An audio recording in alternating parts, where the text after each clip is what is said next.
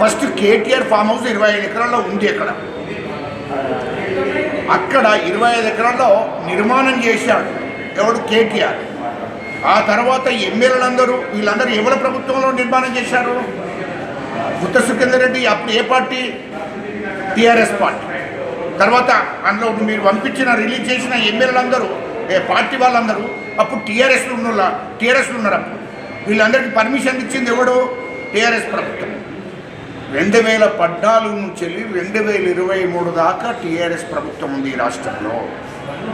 అప్పుడే ఈ నిర్మాణాలు జరిగాయి ఫామ్ హౌస్లు. అప్పుడే 2500 చెరువులు, కుంటలు మొత్తం కబ్జాలు పెట్టారు. అప్పుడు వాళ్ళ మీద ఎందుకు చర్య తీసుకోలేదు? కేటీఆర్ నువ్వు మంత్రివి, హరీష్ రావు నువ్వు మంత్రివి, కేటీఆర్ తండ్రి ముఖ్యమంత్రి. అప్పుడు టీఆర్ఎస్ ప్రభుత్వం ఎందుకు చర్యలు తీసుకోలేదని మేము అడుగుతున్నాం.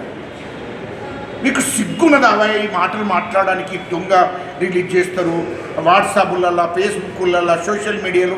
ఇదేందయ్యా? ఈ దొంగనా కొడుకులే ఎవరు నమ్మరు. వీళ్ళు రాష్ట్రంలో ఉన్న చెరువులు, కుంటలన్నీ తెలంగాణ మొత్తంలో కబ్జాలు చేస్తే వాళ్ళ మీద చర్యలు తీసుకోలేదు. హైదరాబాద్ చుట్టూన్నటువంటి చెరువులు, కుంటలన్నీ కబ్జాలు చేసి ఫామ్ హౌజులు కడుతుంటే ఎందుకు చర్య తీసుకోలేదని మేము అడుగుతున్నాము. 2000 ఇప్పటికీ 8 నెలలు అవుతుంది కాంగ్రెస్ పార్టీ అధికారంలోకి వచ్చి. మా హాయంలో మా ముఖ్యమంత్రి అధికారంలో ఉన్నప్పుడు ఒక్క ఫామ్ హౌస్ కట్టిన రావా? ఎక్కడన్నా దమ్ముంటే అది చూపించండి. అది రిలీజ్ అయ్యి ఇగో రేవంత్ రెడ్డి గారు ముఖ్యమంత్రి అయినాక పలాని ఫామ్ హౌస్ కట్టిరు, పలాని కుంటలు, పలాని చెరువులు కబ్జా పెట్టినని తీసుకురా. అది లేదే. టీఆర్ఎస్ ప్రభుత్వము 10 ఏళ్ళ అధికారంలో ఉన్నప్పుడే చెరువులు, కుంటలు కబ్జాలైనాయి, అన్న ఫామ్ హౌజులు కట్టారు, ఇండ్లు నిర్మాణాలు జరిగాయి, అక్రమాలు జరిగాయి.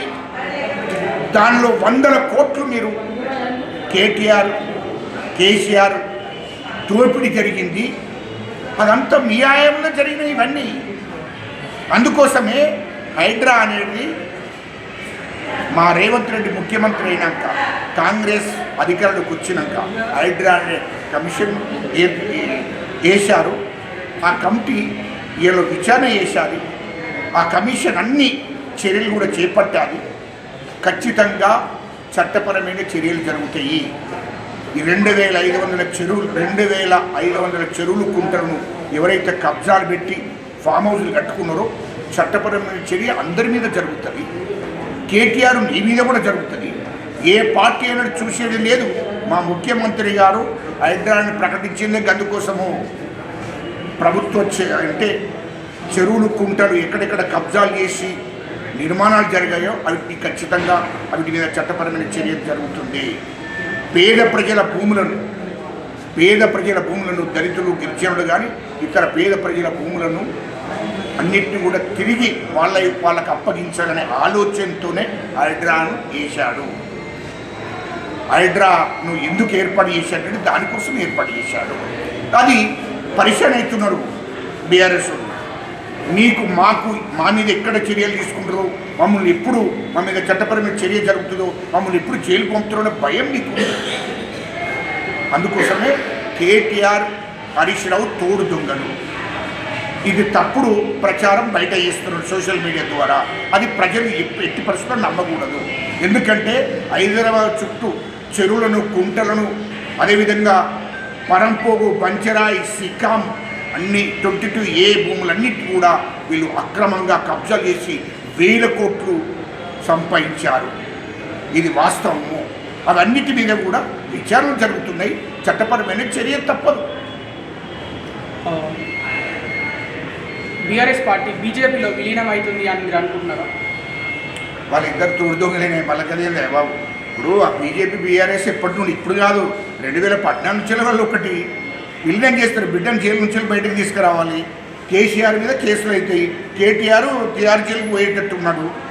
మన హరీష్ రావు పోతాడు. కాబట్టి వీళ్ళ కుటుంబం మరి టీఆర్ జైలుకు పోకుండా ఉండాలంటే వీళ్ళ మీద చట్టపరమైన చర్య జరగద్దు అనుకుంటే బీజేపీలో విలీనం చేస్తే మా మీద చర్యలు ఉండేయని అనుకుంటున్నారు. కాబట్టి అది విలీనం చేస్తాం. ఎప్పటికైనా విలీనం చేసేది బీఆర్ఎస్ బీజేపీలో విలీనం చేస్తేనే వాళ్ళ బిడ్డను విడిపించుకోవాలి కదా.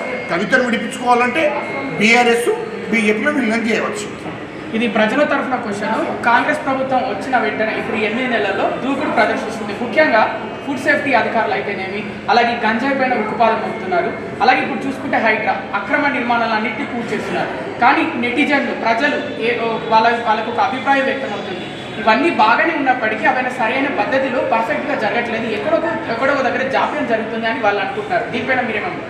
8 నెలలు అవుతుంది మా ముఖ్యమంత్రి, 8 నెలలు అవుతుంది మా ప్రభుత్వం ఏర్పడి, కాంగ్రెస్ ప్రభుత్వం ఏర్పడి. మా రేవంత్ రెడ్డి గారు 8 నెలలు అవుతుంది ముఖ్యమంత్రి పని చేయబట్టి అన్నిటి మీద శూన్యంగా ఆలోచించి అన్ని రిపోర్ట్లు తెప్పించుకొని అన్ని శాఖల మీద అన్ని డిపార్ట్మెంట్లతోని పూర్తి స్థాయిలో దాన్ని శూన్యంగా పరిశీలించిన తర్వాత దాని మీద విచారణ చేసిన తర్వాత అన్నిటి మీద చట్టపరమైన చర్య ఎట్లా తీసుకుంటే బాగుంటుందని చెప్పి అది చట్టపరంగా పోతుంది మా ముఖ్యమంత్రి గారు. ఎందుకంటే దూకుడు ఎందుకు పెంచాడు? ఇదంతా రాష్ట్రం మొత్తం 10 ఏళ్లలో దోపిడీ జరిగింది. ఈ దోపిడీ జరిగినటువంటి దాన్ని మళ్ళీ తిరిగి ఆ ప్రజలకు చేర్చాలి, ఆ ప్రజలకు లాభం జరగాలి అనే ఆలోచనతో పరిపాలన నడుస్తున్నది. ఖచ్చితంగా హైడ్రా కానీ ఇది పేద ప్రజల కోసం వేసింది. హైడ్రా సంస్థను ఏర్పాటు చేసింది కూడా పేద ప్రజల కోసం. వాస్తవానికి అన్ని డిపార్ట్మెంట్లో కూడా అన్ని శాఖలలో కూడా ప్రజలకు మేలు జరగాలి అనేది ఆదేశాలు ఇచ్చాడు. ఎక్కడ కూడా దోపిడీ జరగకూడదు, ఎక్కడ కూడా నష్టాలు చేయకూడదు. ప్రజల ప్రభుత్వం ఇది, ప్రజలు పరిపాలించే ప్రభుత్వము ఇది, ప్రజల ప్రభుత్వము, ప్రజలు అనుకున్నట్టే ప్రభుత్వం నడవాలి అనే లక్ష్యంతో మా ముఖ్యమంత్రి గారు ముందుకు పోతున్నారు.